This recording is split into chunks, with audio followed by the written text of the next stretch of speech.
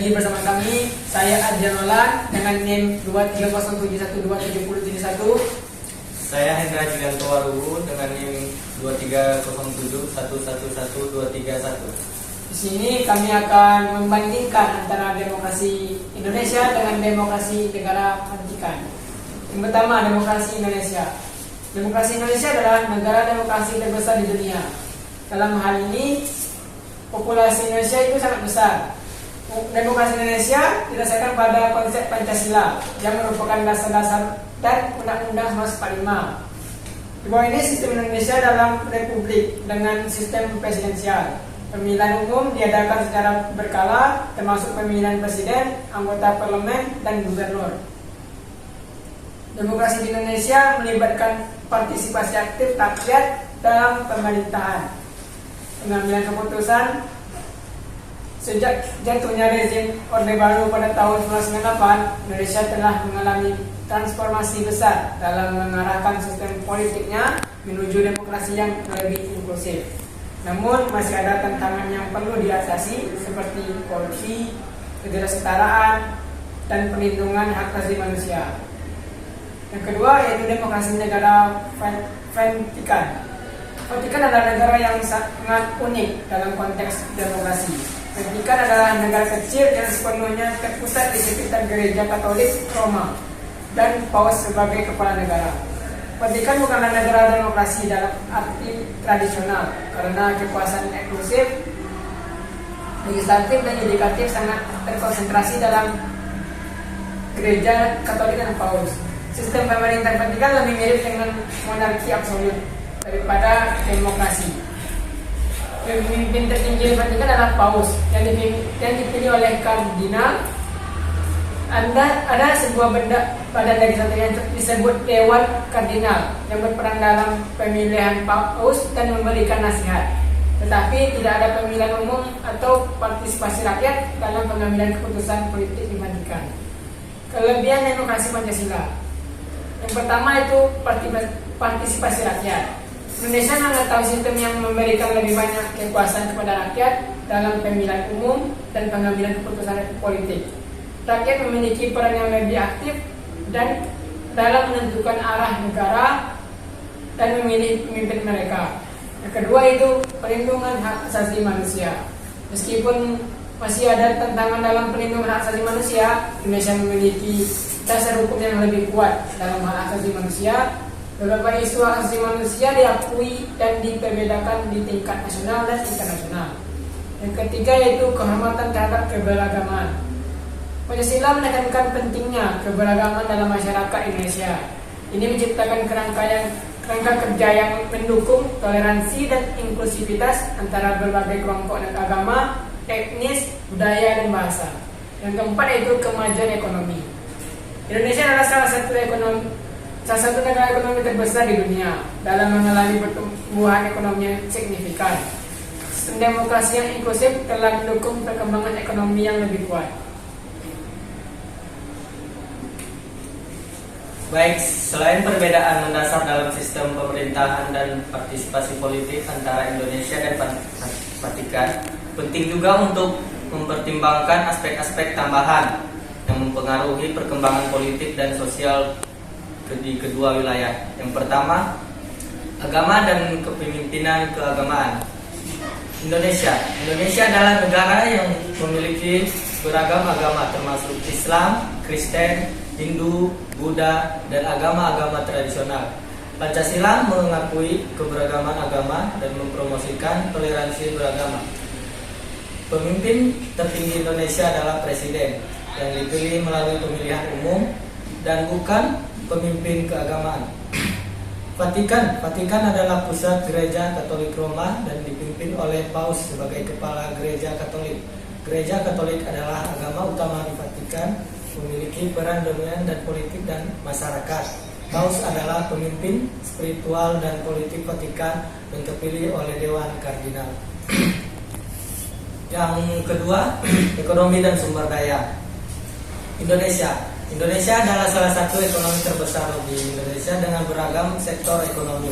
Pertumbuhan ekonomi telah memberikan dampak positif pada kesejahteraan sosial dan pembangunan infrastruktur. Indonesia memiliki potensi pertumbuhan ekonomi yang signifikan. Vatikan adalah negara terkecil yang bergantung pada pendapat dari wilayah, dari pariwisata dan sumber gereja. Keterbatasan sumber daya alam dan ukuran yang sangat kecil menjadikan Vatikan ekonomi yang bergantung pada aktivitas gereja Katolik. Yang ketiga, hak asasi manusia dan kebebasan berbicara. Pertama, Indonesia. Meskipun Indonesia menghadapi tantangan dalam perlindungan hak asasi manusia, upaya telah dilakukan untuk memperbaiki situasi ini. Media dan masyarakat sipil memiliki peran penting dalam memonitor dan melaporkan isu-isu politik dan sosial. Kebebasan berbicara relatif dihormati. Yang kedua, Vatikan memiliki sejarah yang panjang dan membatasi kebebasan berbicara dan kebebasan individu. Sebagai pusat gereja Katolik, Vatikan memiliki kebijakan ketat terkait dengan pandangan sosial dan keagamaan. Hubungan internasional. Indonesia adalah negara aktif dalam organisasi internasional, termasuk PBB, ASEAN, dan G20. Negara ini memainkan peran penting dalam diplomasi regional dan internasional dan sering berperan sebagai mediator dan konflik regional. Vatikan adalah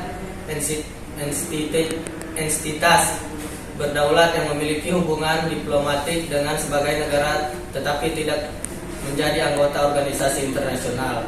Paus memiliki peran penting dalam diplomasi keagamaan dan sering terlibat dalam perdamaian dan dialog antar agama.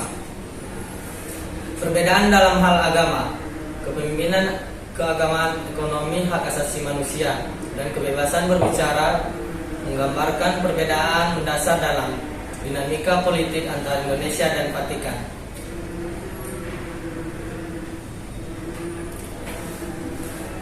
Selain perbedaan mendasar dalam sistem pemerintahan dan agama antara Indonesia dan Vatikan, perbandingan ini juga membuka ruang untuk membahas beberapa isu yang lebih mendalam.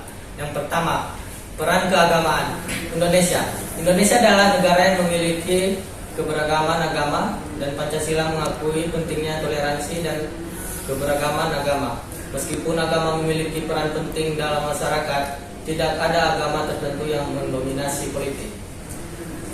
Yang berikutnya, Vatikan adalah pusat spiritual gereja Katolik. Roma dan Paus adalah pimpinan tertinggi gereja. Ini membuat peran keagamaan sangat dominan dalam pengambilan keputusan politik dan Vatikan. Yang kedua, keterbatasan sumber daya. Indonesia adalah salah satu negara terbesar di dunia dan memiliki beragam sumber daya alam. Ekonominya sangat beragam dan potensi pertumbuhan yang sangat signifikan. Yang kedua, Vatikan adalah negara yang sangat kecil yang bergantung kepada pendapatan dari pariwisata dan sumbangan gereja Katolik. Keterbatasan sumber daya alam dan ukuran pembuatnya rentan terhadap fluktuasi ekonomi. Berikutnya, perlindungan hak asasi manusia. Meskipun Indonesia menghadapi tantangan dalam perlindungan hak asasi manusia, negara ini telah mengambil langkah-langkah untuk meningkatkan situasi dan mengakui pentingnya hak asasi manusia. Vatikan sebagai sebuah entitas yang sangat terpusat di sekitar gereja Katolik, Vatikan memiliki kendala dalam hal hak asasi manusia. Pertama, yang terkait dengan pandangan sosial dan keagamaan. Yang berikutnya, hubungan internasional. Indonesia adalah anggota aktif dalam organisasi internasional dan berperan di diplomasi regional dan internasional. Negara ini berusaha untuk mempromosikan perdamaian dan kerjasama di tingkat global.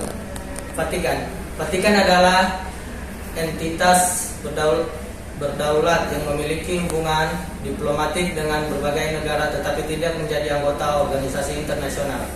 Paus sering berperan dalam diplomasi keagamaan dan perdamaian. Perbedaan ini mencerminkan sejumlah tantangan dan peluang yang dihadapi kedua entitas ini dalam pengelola masalah keagamaan, hak asasi manusia, ekonomi, dan hubungan internasional.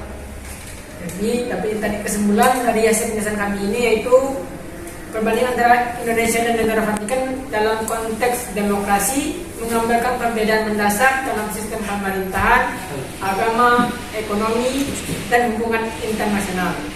Demokrasi Pancasila di Indonesia menekankan inklusivitas, perlindungan hak asasi manusia, dan partisipasi rakyat dalam pengambilan keputusan politik.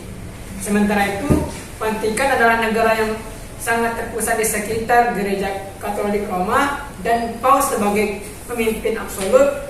Sistem pemerintahan Vatikan ini lebih mirip dengan monarki absolut daripada demokrasi tradisional, dan partisipasi politik rakyat sangat terbatas. Perbandingan ini penting untuk memahami keberagaman dalam sistem pemerintahan dan demokrasi di seluruh dunia, dan untuk mendalami perdebatan tentang hubungan antar agama dan politik dalam masyarakat. Dalam era globalisasi, pemahaman yang lebih baik tentang perbedaan ini membantu kita menghormati keragaman budaya dan politik di dunia yang semakin terhubung. Sekian presentasi dari kami. Apabila ada kesalahan, kami mohon maaf. Kami akhiri. Apabila ada hidayah, wassalamualaikum warahmatullahi wabarakatuh.